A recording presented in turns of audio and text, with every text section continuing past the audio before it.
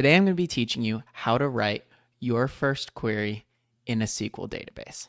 That's right, we're going to be doing it today. Now, first, I want to say how proud I am of you for clicking this video and trying to learn a new skill. Learning a new skill can be really hard, and by watching this video or videos like it, you're taking the first step in trying to learn something new, and that's really exciting. Second, the SQL code and concepts that I'm showing you in this video should work in pretty much any SQL database. So all you really need to follow along is a database that you can query in. But if you want to attempt the practice problems that are towards the end of this video, or want your database set up exactly like the one that I'm showing you, then go watch the earlier videos in this Learn SQL for Free video series that I'm making in the playlist linked down in the video description. It'll show you how to set up your personal computer exactly like mine, especially if you watch them from the very start all the way to today. Third, if you're trying to learn SQL, please consider subscribing. And then if you get value out of this video, please consider liking it and leaving a comment. I'm not going to try to sell you a course. I'm not going to try to sell you my consulting services. I'm just making videos because I like teaching and I like business intelligence and they get me excited. So I want to produce content that you guys want to watch, and you subscribing and you liking this video and you commenting lets me know that you want me to continue making videos about SQL. So with that out of the way, let's jump into the computer, let's log into our server, and let's get on to today's lesson. Like with most of these videos, I'm going to start by opening up SSMS, so SQL Server Management Studio. And then once it opens up, I'm going to go ahead and I'm going to log into my local host, which is SQL Express that I've installed locally here on my SQL server. So I'm going to hit connect. Then just like that, here I am logged into my SQL database. Since we're writing a new query in SSMS, I'm going to click this New Query button. Then in the window that pops up, I'm going to be ready to write a new SQL query. Now, today we're going to be talking about SQL keywords. In particular, we're going to be talking about probably the two most essential keywords. So that is select and from. And if you notice, they highlight blue. That is because they are reserved words that have specific meanings to the database system.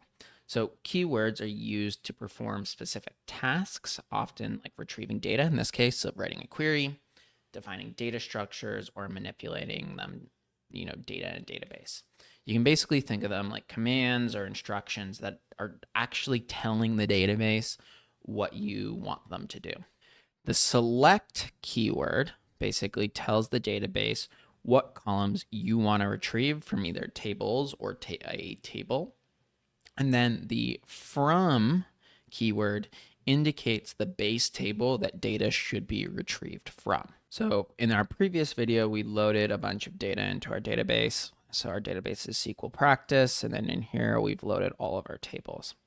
So if after our from statement, I write the table path, and I'm going to write the entire database, then dot DBO for the schema, then the table name. So if I go SQL practice, right, and that's IntelliSense kicking in, and I go DBO dot orders, right, what I'm telling the server is that I want to select data from the orders table in the SQL practice database in the DBO schema. Now, if after the select statement, I put an asterisk, so if I hold the shift key and then push the 8, or also called a star in SQL, what will happen is when I go ahead and I highlight this and I run it, it will return all of the columns and the rows of that table.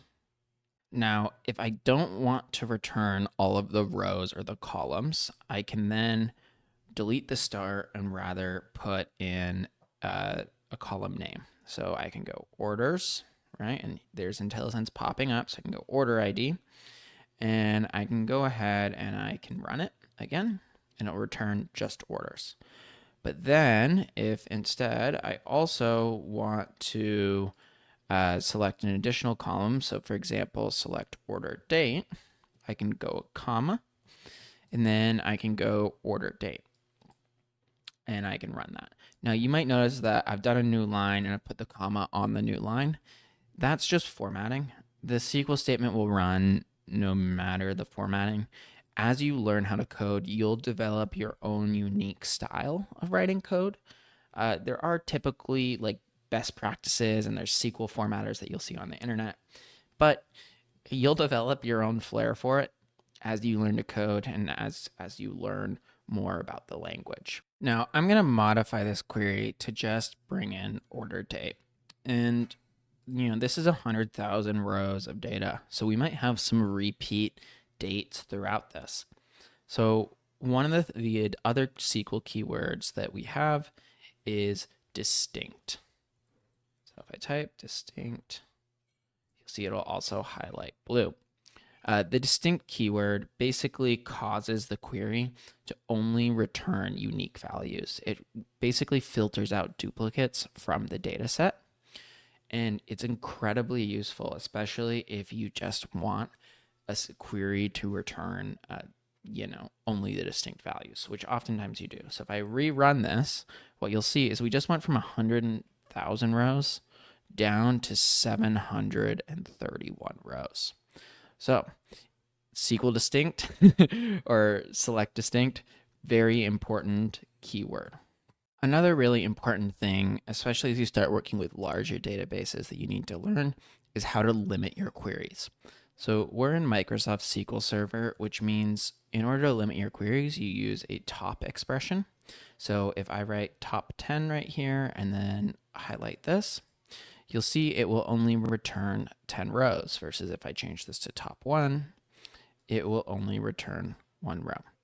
If you are not in a Microsoft server environment, chances are you probably need to use a limit statement.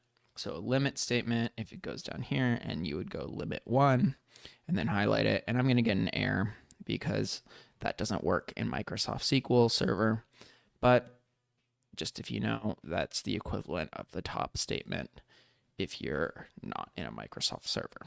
All right, we've reached the end of today's lesson, which means it's time for our 2 practice problems. So I'm going to give you the first practice problem. You should pause the video, and if you want to attempt it on your own. Then I'll review the solution, then I'll give you the second practice problem.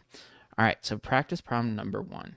Write a SQL query to return only unique customer emails from the customer table. So pause the video and try it. All right, so here is our solution. We're going to go select distinct email from SQL practice.dbo customers. And when I run this, what you'll see is we get all of our distinct customer emails. Okay, here is practice problem number 2. Write a query to return only 10 unique products. All right, go ahead and get started. All right, here we are writing the query. So first we're going to be using a select distinct and a top. Distinct top 10, and then we'll go from SQL practice .dbo.products, and it'll select product name. And we'll go ahead and we will run that. As you can see, we got 10 unique product names. If you made it this far in the video, I just want to say congratulations, and you made it to the end of today's lesson. The SQL document that you saw me working on will be on my GitHub, linked down in the video description. And if you want to learn more about me and what I do, feel free to also check out my LinkedIn and give me a follow there. I don't post much, but when I do, it's typically something that I'm pretty excited about. Thank you for watching, and if you want to continue to see videos like this, again, like this video and subscribe to the channel. It really helps keep me motivated making these videos.